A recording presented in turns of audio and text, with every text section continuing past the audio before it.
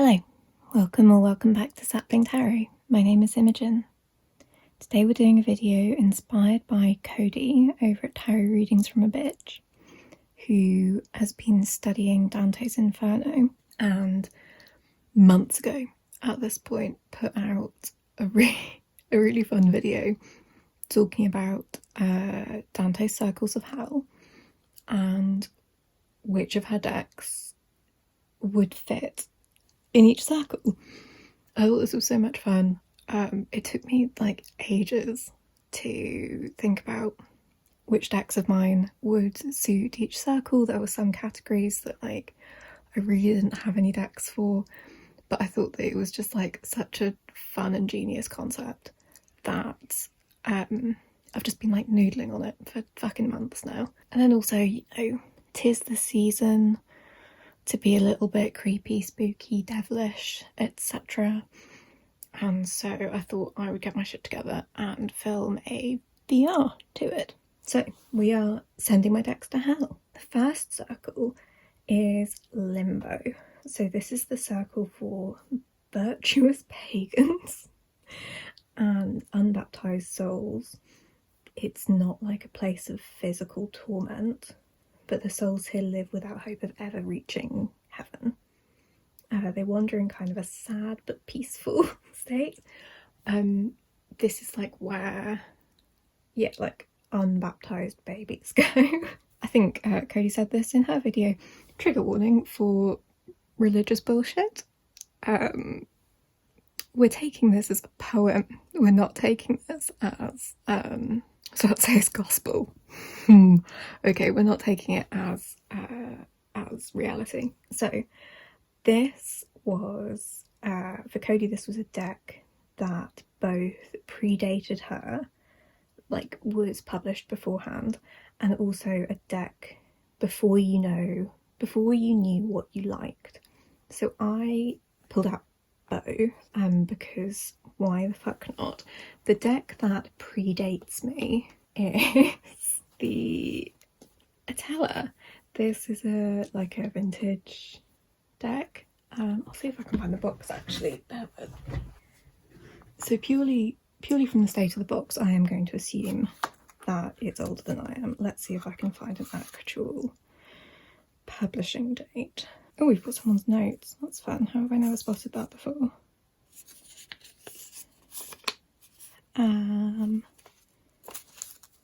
No, I don't think we have an actual date on this, but it's kind of battered and old. I have other decks that are like within a year of when I was born, but I don't know if I have any actually other than this one that I think is probably from before I was born. No, I don't think it says. If you know, and I mean maybe this is just a really badly looked after deck, maybe it's really modern, maybe it's really new and people just don't look after their things. But yeah, so this is my again, how many minutes are we in? Okay, I'm doing really well.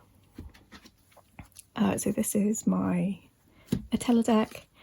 It's like a totally different system. It's like one of the first, if not the first, or Tarot history, like Western esoteric decks. I got it, I think I've talked about this before. I read Katie Hay? I can't remember. Katie Hay's The Cloisters, and this was the deck they used. They were talking about this like particularly a card. What are the chances it's right at the back because I've already tried to pull it out. Oh, that's a good one for what we're talking about. Yeah, there we go. Okay, so it wasn't quite at the back. Oh, have I put this in order? No, I haven't. Okay. So this is the card that they were talking about in the book, and I was like, that's no tarot card I've ever seen. So it's like all of these like primordial creatures inexplicably on like the protection and support card. And so I thought that was really interesting, and so I got myself a copy off eBay, and I still haven't learned exactly how to use it. I've done like some research. I also just like, because it's so old, I like feel a little bit weird using it. Or is it so old? Is it just gross? I don't know, can you see? They just look kind of like a nice buff colour in my camera, but these are like real grotty. But yeah, so that's my oldest deck, as in the deck that I think has been around for the longest. So one that predates me, I think. And then one that predates me figuring out what I like is the Wildwood by John Matthews and I can't remember the other person's name. I'm really sorry, that's really bad. Yeah, this was like one of the earlier decks that I bought when, so I started with the Osho Zen, which I meant to pull out actually for one of the prompts.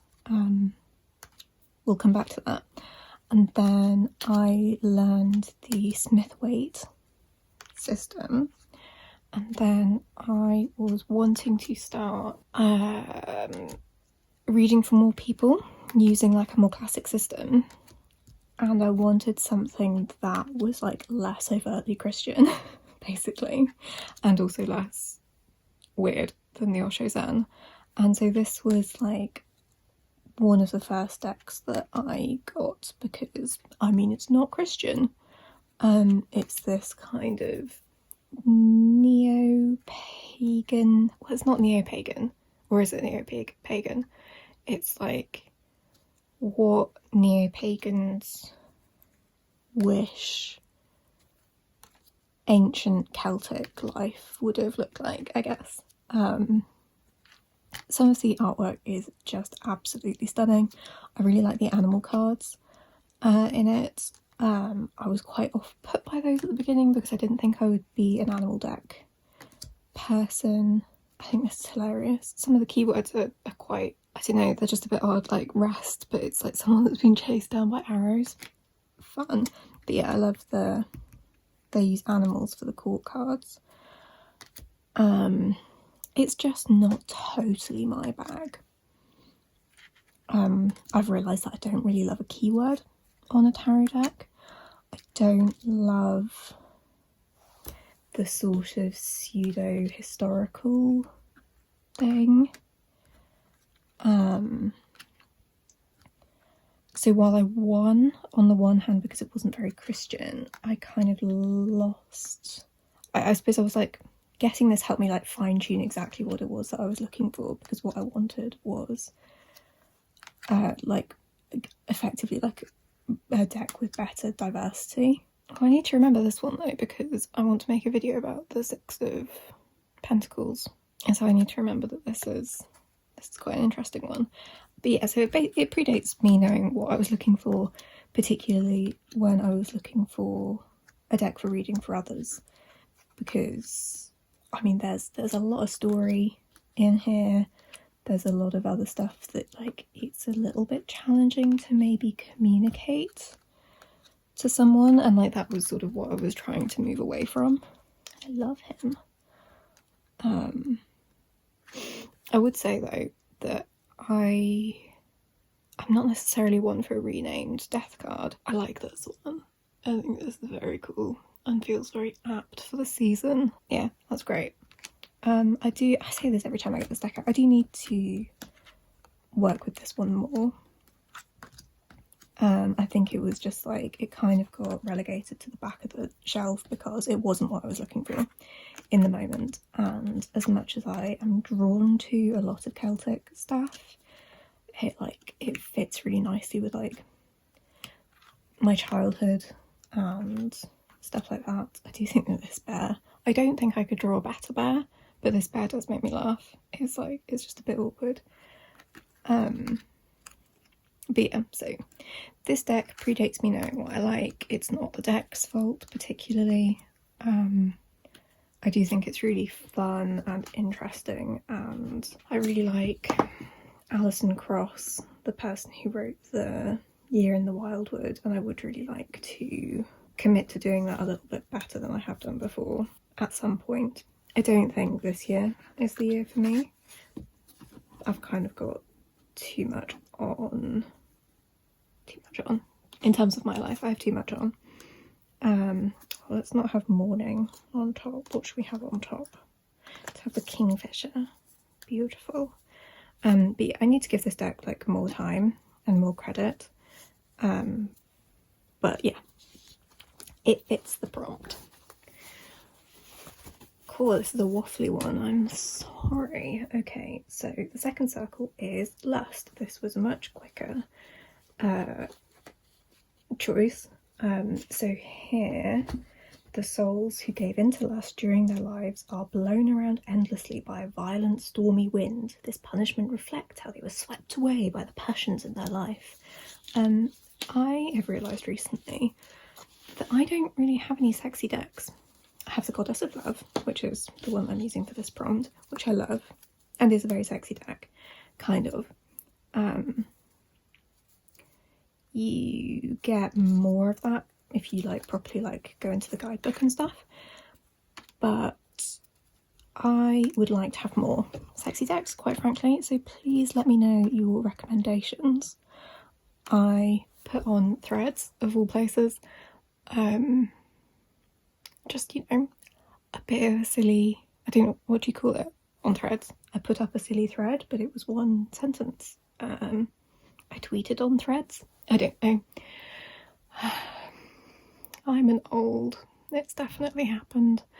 I put up on threads, very silly, has anyone ever made a tarot deck but changed the one letter and changed the suit of wands to the suit of wangs?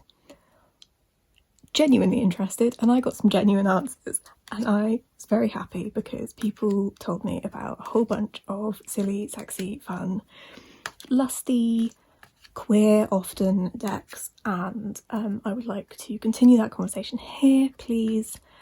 The ones that I have on my wish list primarily are indie and from America, so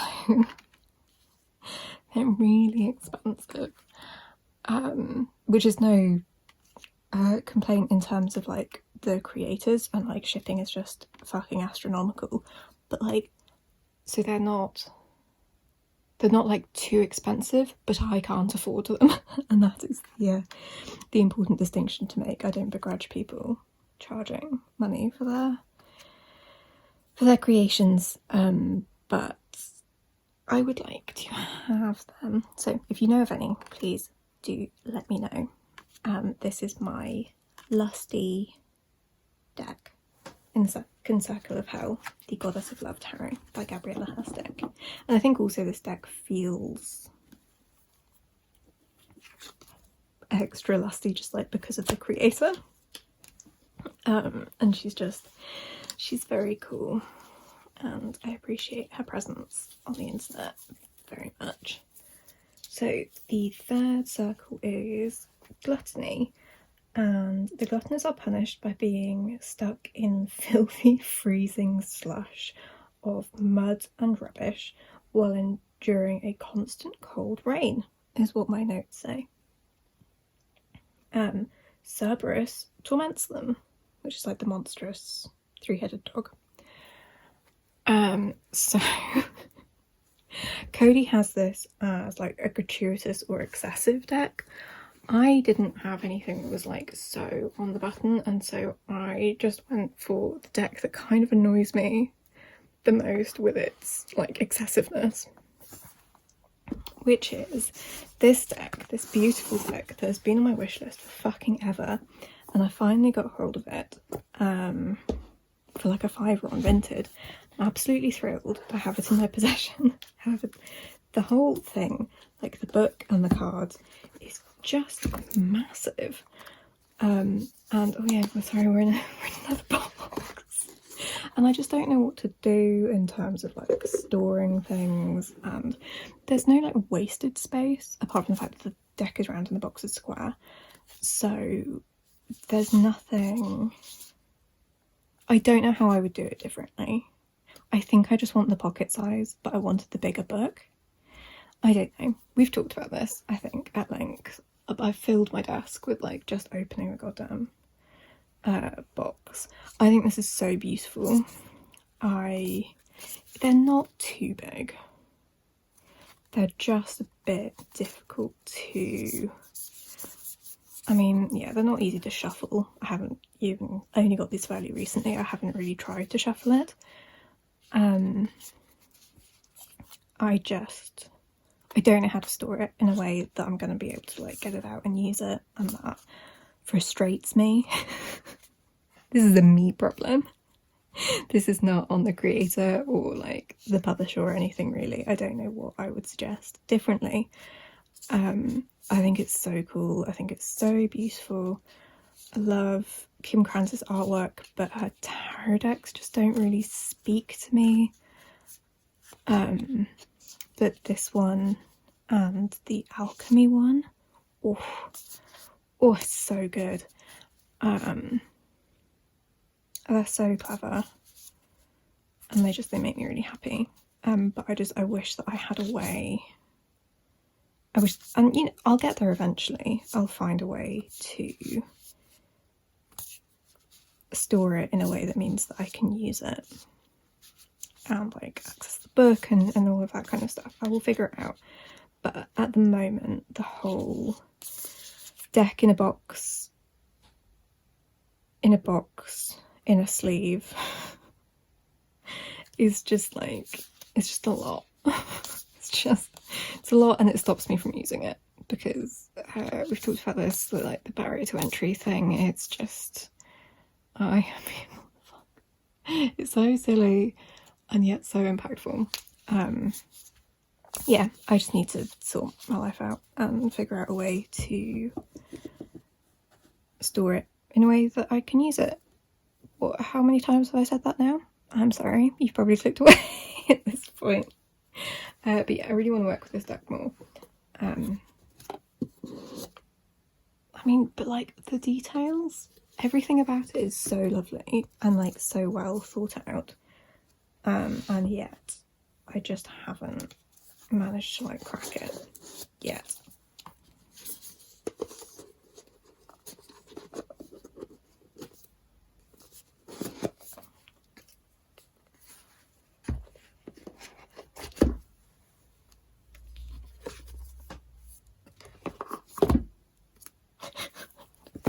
All of the little processes of trying to get the fucking thing back in the box. Right, lovely. Sorted. That is my gluttonous, gratuitous, excessive deck. The next one is greed. So souls who were greedy or miserly in life are divided into two groups: those who hoarded wealth and those who spent it wastefully. They push heavy weights against each other in a pointless struggle, symbolising the futility of their earthly pursuits. So this is a deck that has too much going on, pulls in too many other things, or requires too much esoteric knowledge.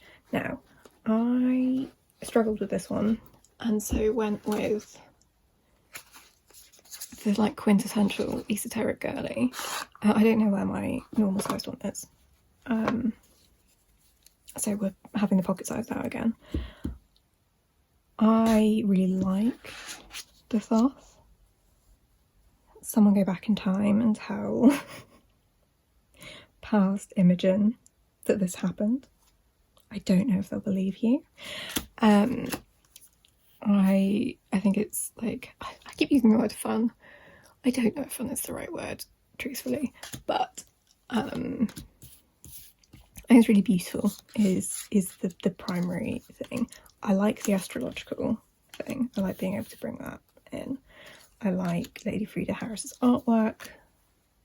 Not the biggest Crowley person. Fight me. I'm sorry. I don't. It's just not my bag. I don't love the Kabbalah stuff. Well, no, I phrased that wrong. I don't know the Kabbalah stuff, and I don't feel comfortable learning it personally. Again, you do you, but like personally, it's not my thing. Currently, maybe that'll change. So I like using it for working with the colours. I like you working with it with the astrological stuff. The rest of it, yeah, she's a bit esoteric. There's quite a lot of kind of heavy lifting going on with some of it. I'm like, maybe I just don't want to. I'm really intrigued by people who read Thoth intuitively. I think that's really fun as a concept. Because, like, how do you intuit this artwork? I think that's very cool. I think it's a very cool deck. I think it's beautiful. And how many times am I going to say that? I feel like I'm justifying myself for being like, this is a greedy deck. She's an esoteric bitch. Why am I feeling defensive? I don't know. But yeah, I think it's very cool. I work with it quite a lot. But it does make me laugh in sort of all of the extra layers and the esotericness of it all. And I think maybe that's like part of what like puts people off tarot, maybe. Thinking that you have to know all of this stuff. So a question for I suppose like the professional readers mainly, but also people who like talk about tarot to non-tarot people. When people say to you, oh, I tried to learn tarot and it's just too difficult, I couldn't remember all of the things, what do you say? Because like, yeah, it is difficult to remember all the things. And I suppose that mostly people have started asking me questions like that when I don't really have time to get into it. Because what I want to explain to people is like, you don't have to learn them like flashcards. That there's so many systems and patterns within it that will help you learn it if you actually want to. And there's no reason to. You don't have to learn tarot. No one's putting a gun to your head. But like, if you did want to learn it, then there's loads of ways that you can make connections with the cards. And that's, I think, what makes it easier, is like not by taking it as 78 individual pieces, but as parts of a whole.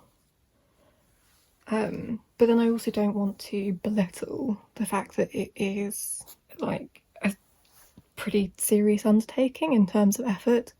I'm not going to say that like I found it easy to learn, but also because I was thinking about making a video about how I learned tarot, and truthfully I like didn't for a really long time.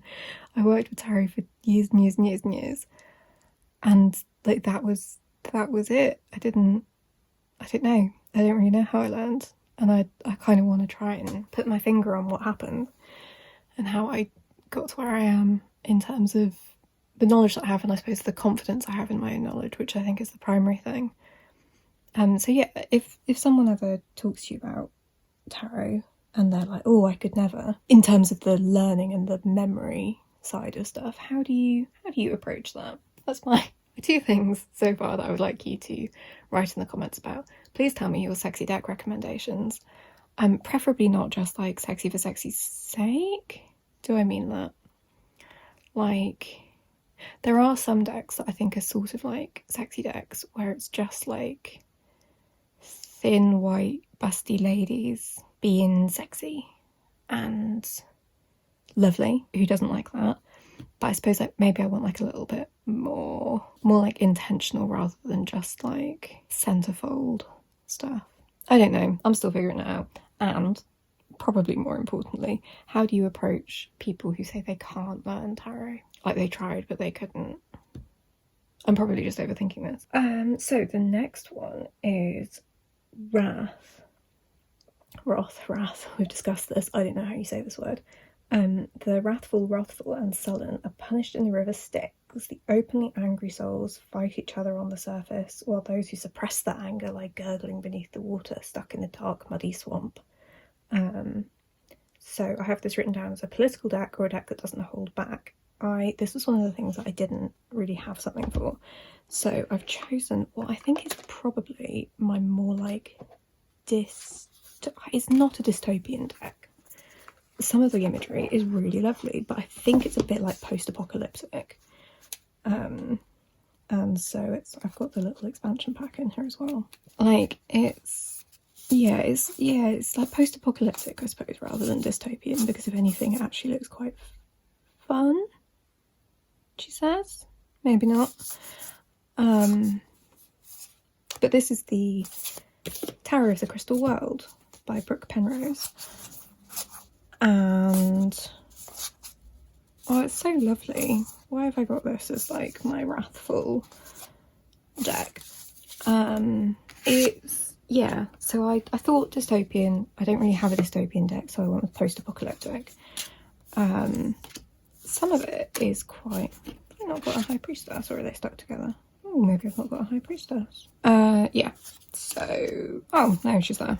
She's just out of order. I was going to say it was really sad because I really like, yeah, there's something a bit like the world has burned down and this is what we're building in the ashes. There's, yeah, I suppose there's quite a lot of like, not despair, or like, I don't know why this feels political, but it does to me. Please argue with me or suggest other decks that I could have chosen instead if you know I have them. Yeah, I don't know, there's a lot, it's very energetic, and there is something quite like burn it all down about this deck, I think, is why it felt like wrathful. I only really have like one angry feeling deck, and I've already used that for another prompt. So this was a little bit kind of a tortuous link. And like the more I look at the cards, the more I'm like, I don't entirely know where I was going with this. But yeah, I'm just gonna go with it. I'm gonna say that this is my answer. I can hear my boiler shouting over me, so I don't know how much of this you can even hear. But yeah, so this is, it's not necessarily like a politically, Jesus, I don't think it's a particularly political or wrathful deck in itself. It's like what happens afterwards. It's going to burn it all down and then we're going to build something. Thank you, Ace of Pentacles. That was a good moment for you to pop up. And we're going to build something like nicer and better in the ashes. And that's, we're just gonna go with it. I'm gonna go get some lunch. BRB. Okay, I'm back with the 6th circle. This is the circle for heresy. So heretics who denied or questioned religious doctrines are trapped in fiery tombs. They suffer from the flames that surround them, reflecting their spiritual death in life. So this is a heretical or religious deck. I struggled with this one again. I did say that I struggled with a whole bunch of them. So I just chose, I mean, all tarot is kind of heretical in its way, isn't it? But I chose my most Christian deck, I think.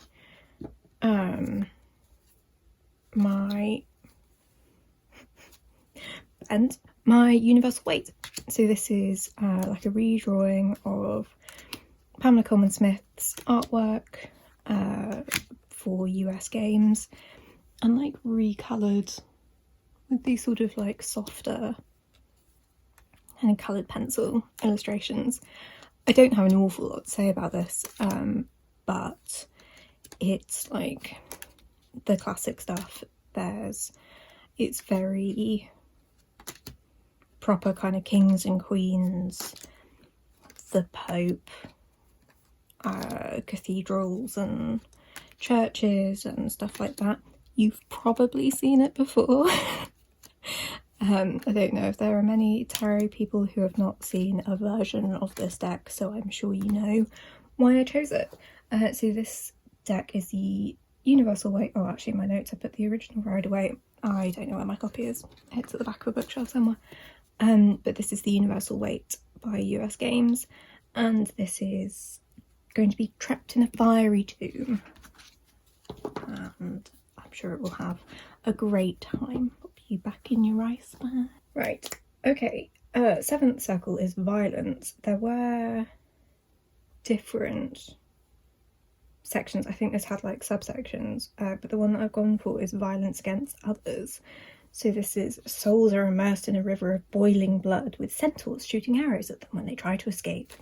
I chose my most violent deck, which is my primary kind of angry deck or rage deck, and it is the Outgrow Yourself Tarot and Oracle by Agus Barman. Wow, I love this deck so much. I feel like I haven't talked about it for a little bit. I could be entirely wrong. I could be using this deck forever and feel like I still didn't talk about it enough. Yeah, it's like spiky, it's a bit kind of bitchy, she says. Grow out of it, It's kind of a bit frothy. It's just really great.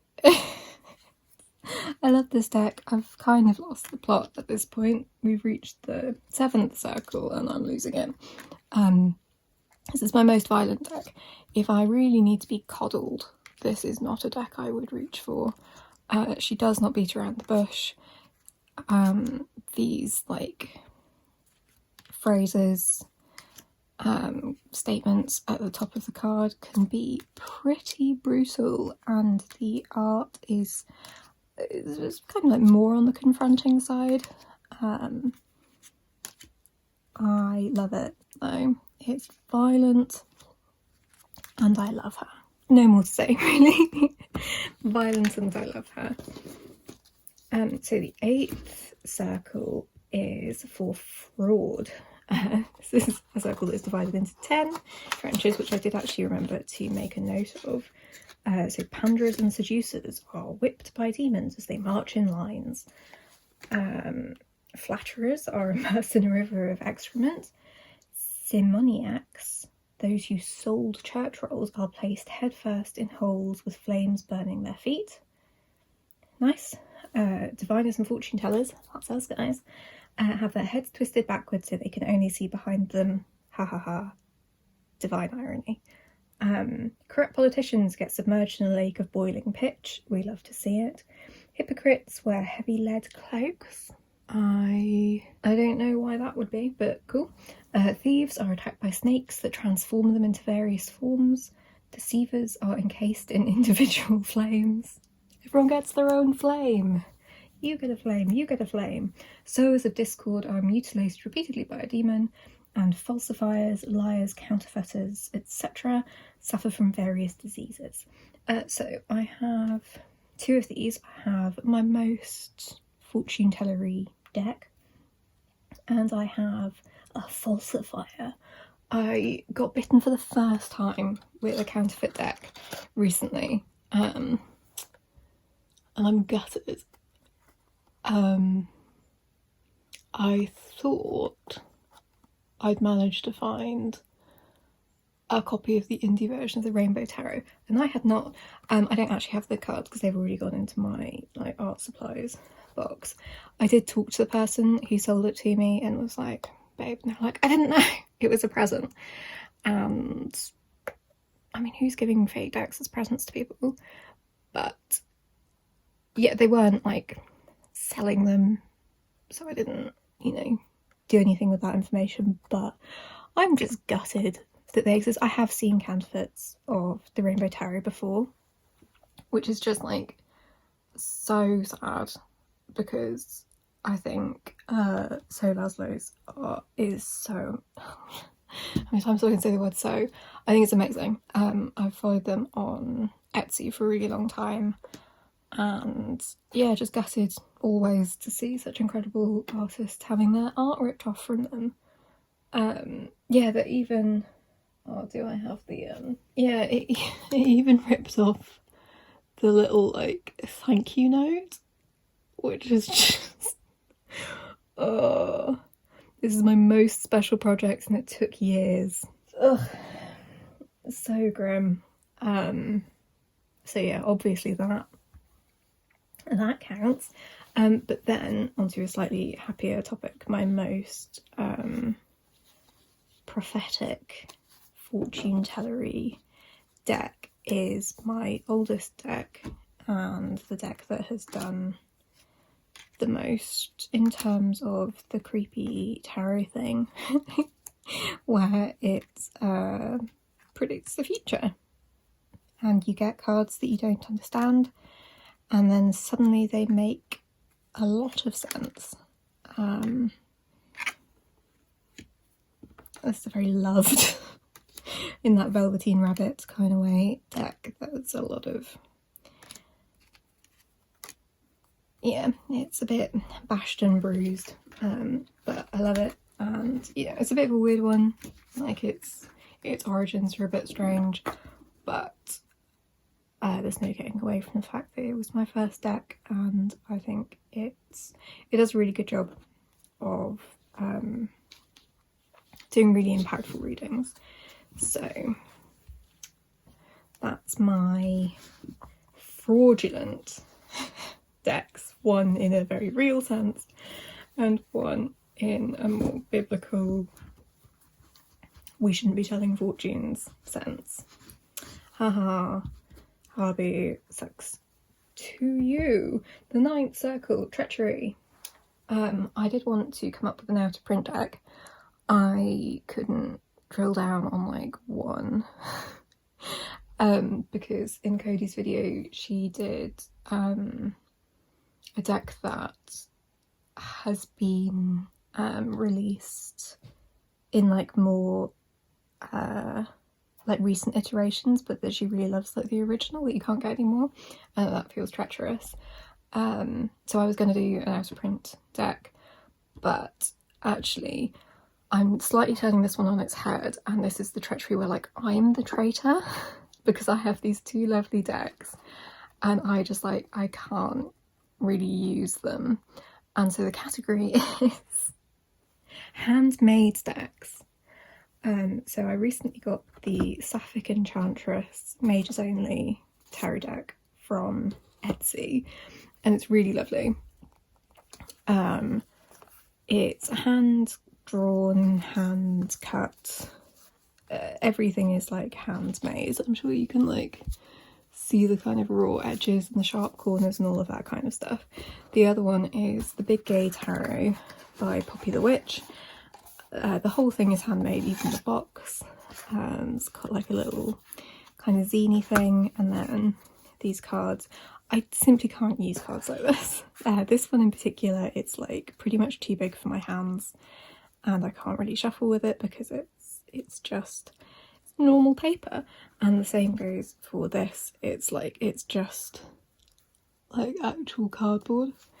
You can't really, oh, you can shuffle it. Maybe I'm just being a dick, but like in terms of like tactile, yeah, I'm just being a dick, this is fine. But like the tactile satisfaction of this, and I do feel like I'm gonna fuck it up, like there's no, yeah, I've literally already bent it just by doing that. There's no give in a card like this because it's just like art card, so you couldn't shuffle with like little pieces of actual art from a sketchbook because you'd fuck up the paper. And yeah, no, I'm already trashing this. I don't want to chip the edges because I think I'm just going to use it as like cards to put up. I've already put one up. And I mean, it was really cute. Like it comes with, like the other one, it comes with a little zine and a little spell bags, and it's super cute, and I really like it. But I will never use it, and that feels treacherous. And the same goes for the Big Gay Tarot deck. I like that I have it. I like that it exists. I never use it, and that feels very sad. I don't really have any decks that I don't use, I don't think. Unless they're like new, you know, looking at you, they're wild unknown archetypes. But I try not to hold on to decks that I don't use. And so that's two slightly sad things, but I'm the traitor. So the final circle, the frozen lake called Cocytus. where traitors are trapped in ice at varying depths based on the severity of their betrayal. The worst offenders are fully encased in ice and are gnawed at, or gnawed on, by Satan himself. Delicious. Some people would pay good money for that. So yeah, I'm the traitor. I'm going to be fully encased in ice and gnawed on by Satan himself. Don't threaten me with a good time. So yeah, that's the final circle. In terms of where I think I would be going, I mean, obviously the worst one, because I'm a traitor. I'm also a fortune teller, and a heretic. Pretty wrathful and sullen. I'm probably one of the ones with the suppressed anger gurgling below the water in the dark muddy swamp. Yummy. People who spend their money wastefully, well, that is in the eye of the beholder, my friend. Gluttony, probably. Lust, definitely. Although more in theory than in practice at this point. And then in limbo, no, because I'd be in one of the other ones. Although I don't think I would be considered a virtuous pagan, but I am unbaptized, so I don't know. I'll like float around. I'll do a bit of all of them. If you are a Christian that subscribes to this flavour of hell, let me know where you think I'd be. Thank you so much for watching this very unserious VR. I had loads of fun thinking about this for the last few months. Thank you to Cody for sharing this hilarious concept. Yeah, I hope you are... If you like this, you could give it a thumbs up. You could even consider subscribing if that feels good to you. I hope you're taking really good care of yourself, and I will catch you in the next one. Bye.